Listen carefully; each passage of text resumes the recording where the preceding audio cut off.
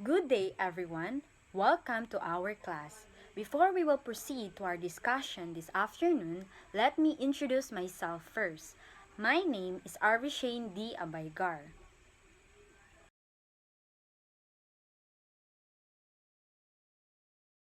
And today, we will be tackling about the good life, the chapter 6 in the book.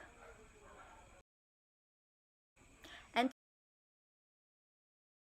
And now, let us proceed to our class objectives.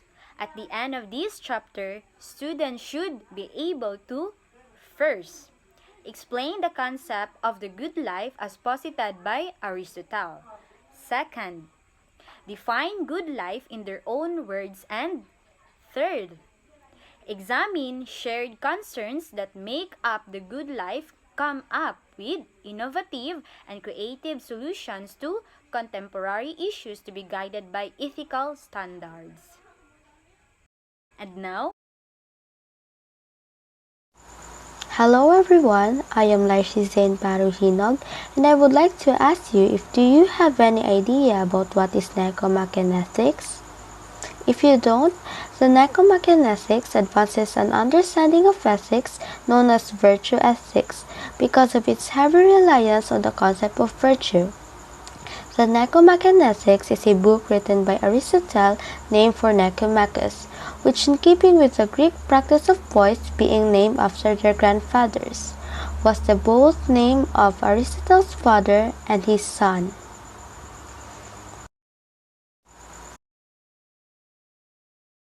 As a well-respected ancient Greek philosopher, Aristotle wrote on a wide range of topics, including natural philosophy, logic, and political theory. In all these areas, Aristotle's theories have provided illumination, met with resistance, sparked debate, and generally stimulated the sustained interest of an abiding readership. As he will Aristotle stated in Nicomachean Ethics, Book 2, Chapter 2, all human activities aim at some good. Every art and human inquiry, and similarly every action and pursuit, is thought to aim at some good. And for this reason, the good has been rightly declared as that at which all things aim. So this text is simply saying that in everything we do, we all aim for the good.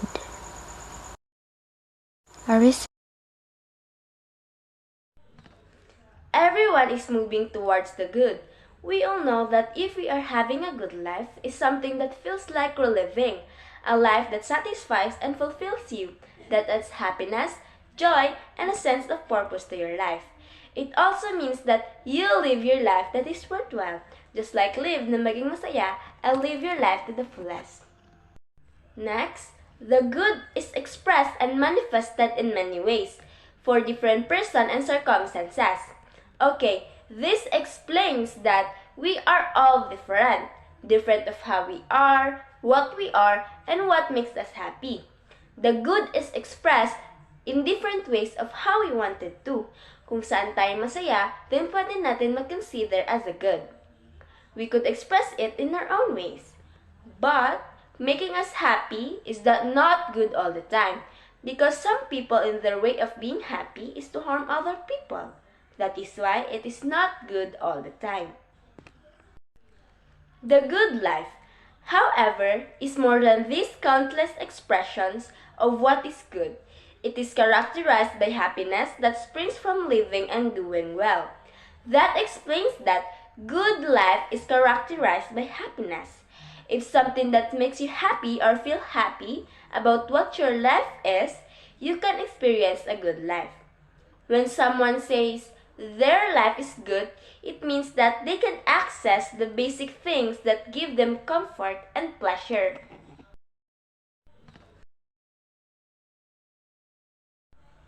Both the many and cultivated call it happiness, and suppose that living well are the same as living happy.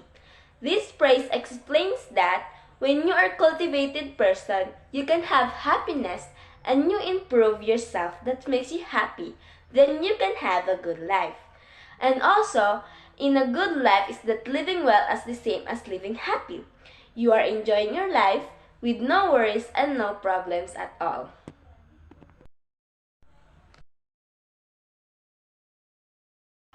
This concept of living and doing well was known as eudaimonia by the ancient Greeks. The word is derived from the Greek word eu, which means good, and daimon, which means spirit. When regarded as a whole, it refers to a good existence that is defined by happiness and perfection.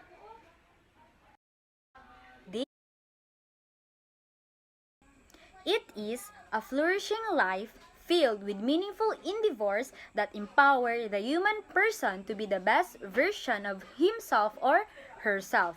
Like for example, if one is a student, then he or she acts to be the best version of a student by studying well and fulfilling the demands of school.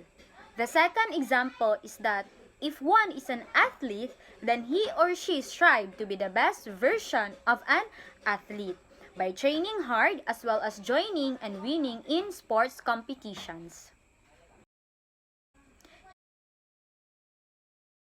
According to Aristotle, happiness is the ultimate end of human action. It is which people pursue for its own sake.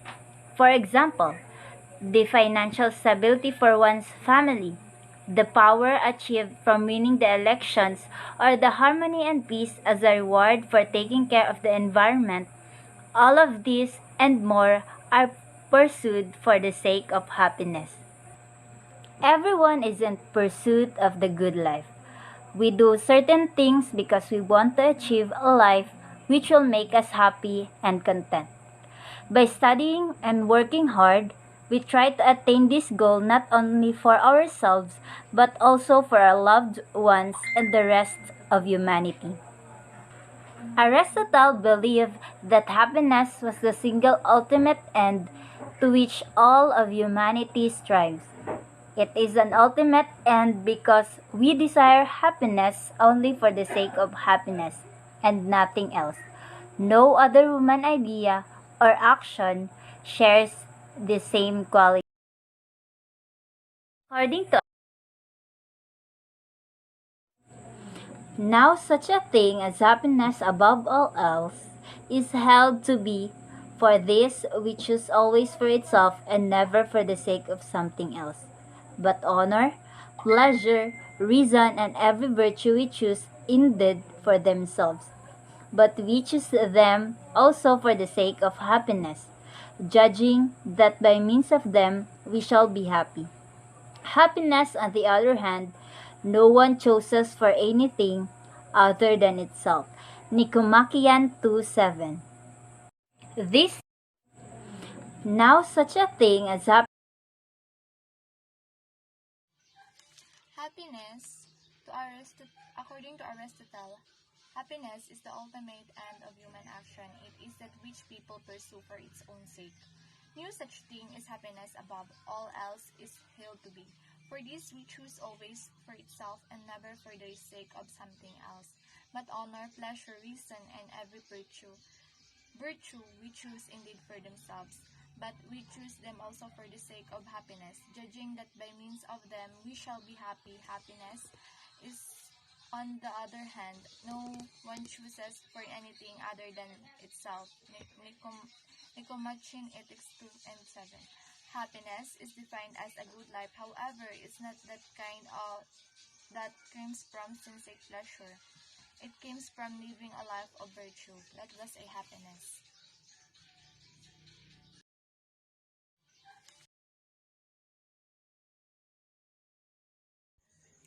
Hello, my name is Leonors Gamelo, reporting the virtue. Virtue plays a significant role in our living and also in attainment of good life. Even though how difficult circumstances will be, also virtue is excellence of character that helps or empower each of us to be good and do good. Virtue is cultivated with it habit and discipline, not only in one deed but in consistent series of actions. Everyone has a capacity whether him or herself to do or be good, but we also need to be disciplined to use in a good.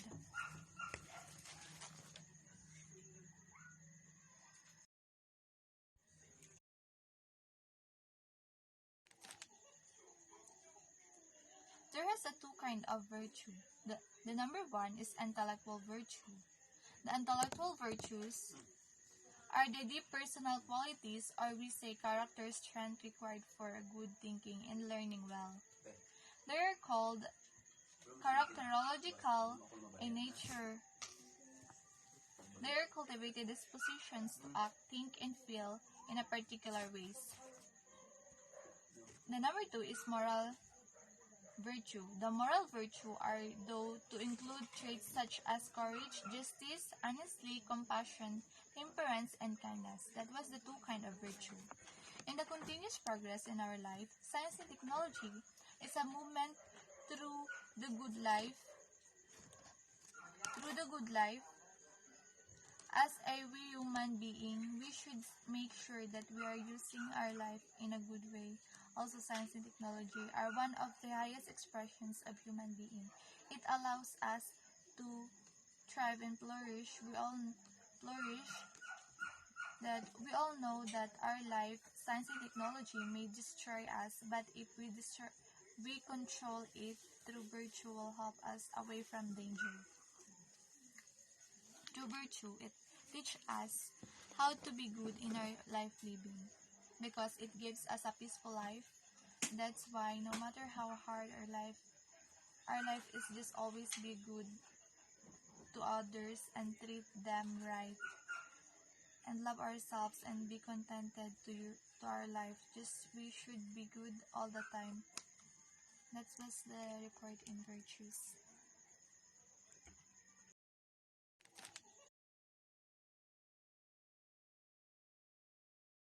So that's the end of our lesson for today. So do you have questions so far? So